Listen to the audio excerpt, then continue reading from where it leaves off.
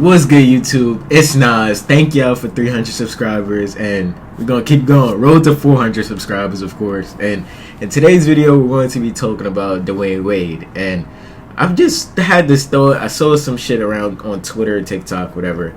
Dwyane Wade doesn't get the proper respect that he deserves for being a top 3 player at his position, at the shooting guard position. My bad, fucking choked up, but.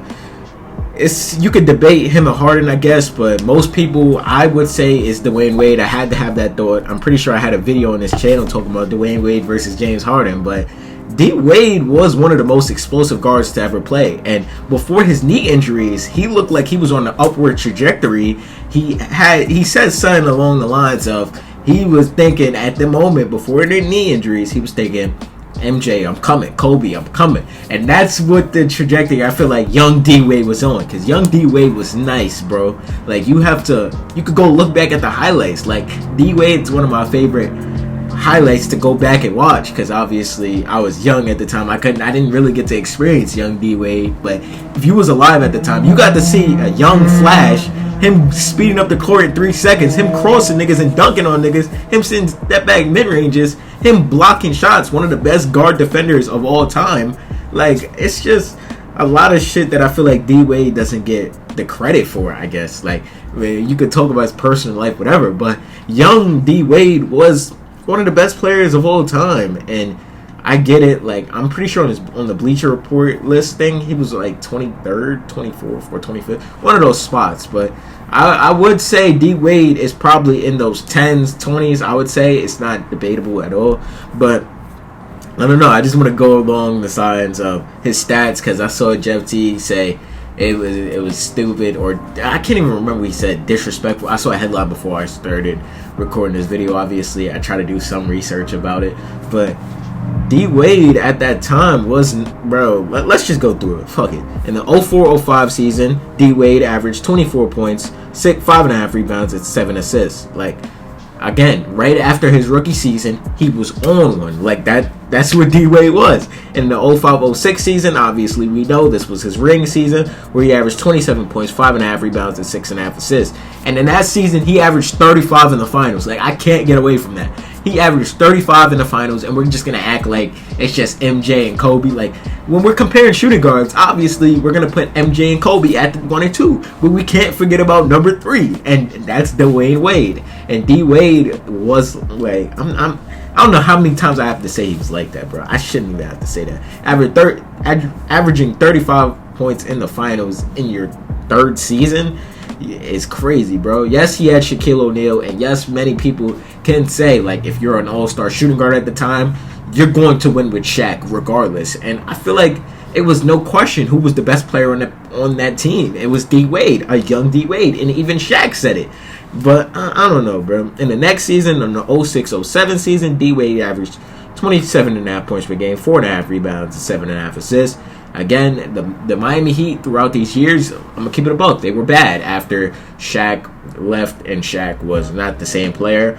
They were bad. They couldn't really do anything. But D Wade was putting up the numbers. Like, we're going to hold everybody to the high standards of when we talk about players, we talk about their numbers. But we don't talk about young D Wade's numbers. We're just not going to do that because he already has a chip, and he went to go play with LeBron, or not, he even went. LeBron went to go play with him. LeBron and Bosh went to go play with him, and they teamed up and made a big 3, and D Wade ended up with 3 rings. That's what we're going to do. Like, it just doesn't add up to me how D Wade just isn't going to get the respect that he deserves. Like, I don't know, man. In the 07-08 season, he averaged 24.5 points per game, 4 rebounds, and 7 assists. And I didn't even talk about the other point I was about to make.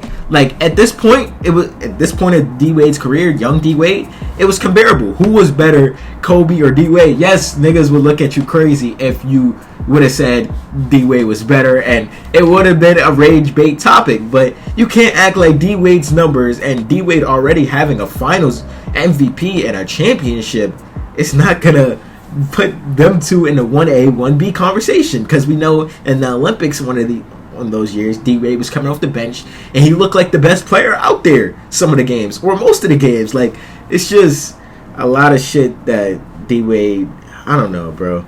But let's just go through it, because if we're gonna do that, we're gonna do Kobe too. Like, I just gave Kobe his respect in one of the 2 videos ago, I'm pretty sure. In the 05-06 season, Kobe averaged, obviously, his MVP season. Kobe averaged 35.5 points per game, 5.5 rebounds, 4.5 assists. It wasn't debatable. We knew Kobe was better at this time. In the 07-08, in the 06-07 season, Kobe averaged 31.5 points per game, 5.5 rebounds, and 5.5 assists. In the 07-08 season, he averaged 28 points, 6.5 rebounds, and 5.5 assists. In the 08-09 season, Kobe averaged 26.5 points per game, 5.5 rebounds, and 4.5, basically 5 assists. And those numbers are comparable. Yes, Kobe won 2 rings at the time. He was playing with Powell in them, and D-Wade had nobody. So will you say that if D-Wade had Pau Gasol when Shaq left, would D-Wade would have won a ring? Like, can we make that argument for real? Like, if we really want to have a conversation, we can.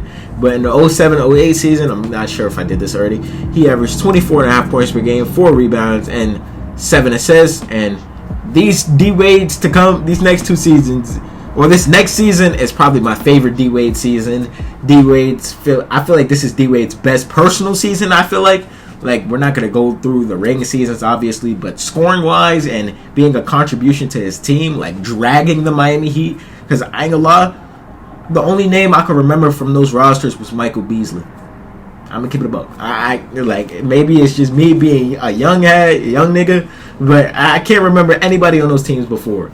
And in the 08-09 season, D-Wade averaged 30 points, 5 rebounds, and 7.5 assists. And this D-Wade was in competition to win MVP over, obviously, the young nigga in Cleveland before he joined him, LeBron James. And this was LeBron's MVP season, where LeBron averaged 29.5 points per game, 7.5 rebounds, and 8.5 assists. And I will say, like, you wouldn't give this MVP to D-Wade at all, but this was D-Wade's best season.